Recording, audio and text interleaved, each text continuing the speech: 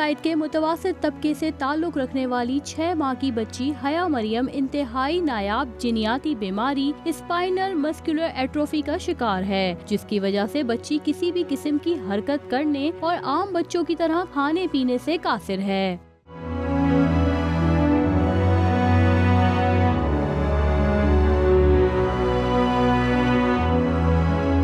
हया के वालिद खुद शोबा तिब से वाबस्ता हैं, लेकिन बच्ची की बीमारी के आगे बेबस हैं। ये एक जेनेटिक डिज़ीज़ है।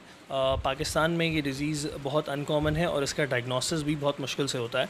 वी आर फॉर्चुनेट इनफ कि हमें इसकी पैदाइश के तकरीबन चौथे महीने 4.5 मंथ पे हमें इसका डायग्नोसिस पता चल गया था, क्योंकि इसको नमूनिया हुआ और नमूनिया के बाद इसके मसल्स की टोन यानी मसल्स वीक होना शुरू हुए, मसल्स की मूवमेंट्स वीक होना शुरू हुई और वहाँ से हमारी जो डॉक्टर थी उन्होंने इसको डायग्नोसिस को कन्फर्म किया और जीन्स टेस्ट का रिज़ल्ट और ये सब चीज़ें हमें कन्फर्म करती चली गई कि ये डिज़ीज़ जो है वो स्पाइनल मस्कुलर एट्रोफी ही है। इस नायाब जिनियाती बीमारी का इलाज बैरून मुल्क मल्टीनेशनल अद्विया साज कंपनी की जीन थेरेपी के जरिए मुमकिन है, लेकिन इस इलाज के लिए सिर्फ इब्तदाई मराहिल में ही $10 लाख की जरूरत है। इसके सर्वाइवल का तो मुझे इतना आइडिया नहीं था कि इसका सर्वाइवल भी इतना मुश्किल है, लेकिन मुझे ये लगता था कि शायद ये माजूरी की तरफ चली जाएगी।